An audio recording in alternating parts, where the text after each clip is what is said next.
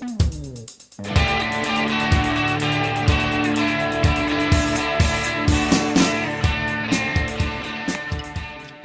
welcome back to another video. Today I'm going to be replacing the actual casing to my Toyota Celica key. Changed the actual battery on this key probably a couple of months ago now. I did a video on it, you may want to go back and watch that. It's quite a simple process, but the actual casing now has started to crack here. You can see that, and it's starting to come apart. So I ordered myself a little shell replacement kit from Amazon. I think it was about £6.50, something like that. Let's just have a look inside, see what we actually get in the kit.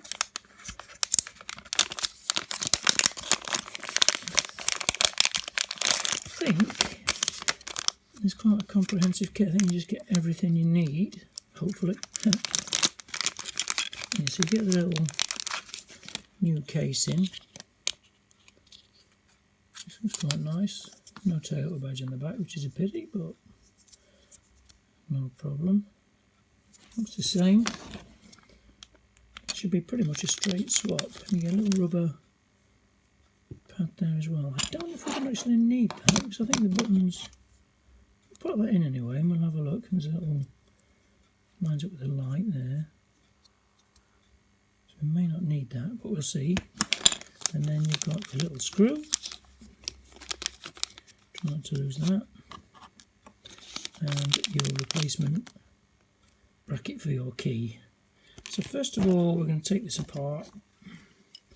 The same old method we did when we're changing the battery.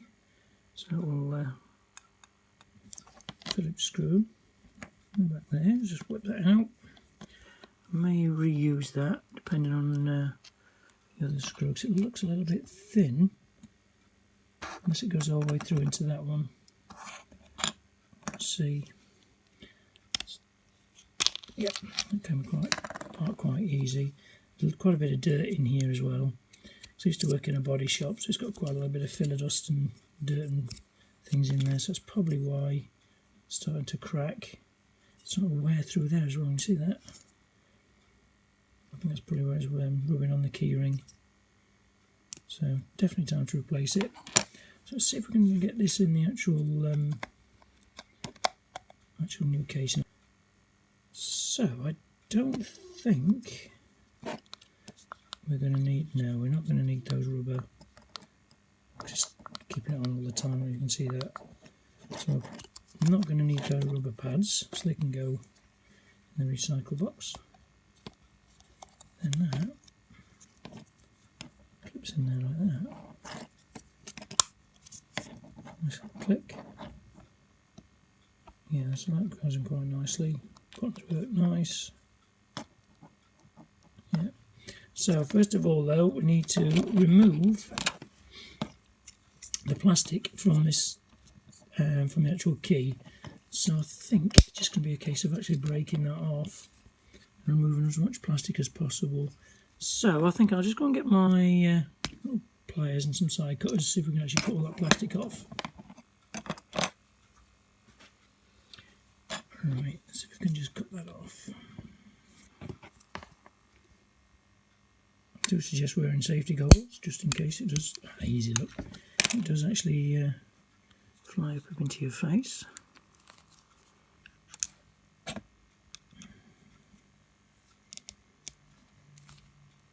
And like that, perfect. So all that can now go in the bin. So now I have to thread that new piece through there like so, lining the hole up like that, and this should fit in there. Yeah, so the bigger hole, got a big hole on one side and a small hole on the other side. The bigger hole goes into that clip there,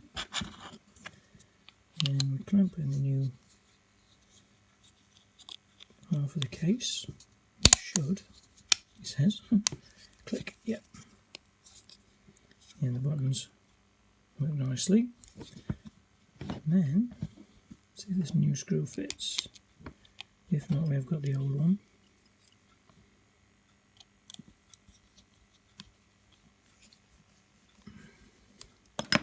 Perfect. Job done. As good as new. So, really easy swapping job. Don't have to get a new key, just get a new case. Yeah, the rubber is too big, stops the buttons from actually working. So I suppose it depends on what internals you've got on your key fob. You may need those, so it's nice to have them if you need them, but don't need them on this occasion. So all that can go in the bin. We've got a nice brand new key case. Nice easy job. So if you've liked this video, don't forget to like, comment and subscribe. Stay tuned for more content, basically me just messing about in my shed. And I'll see you in the next video.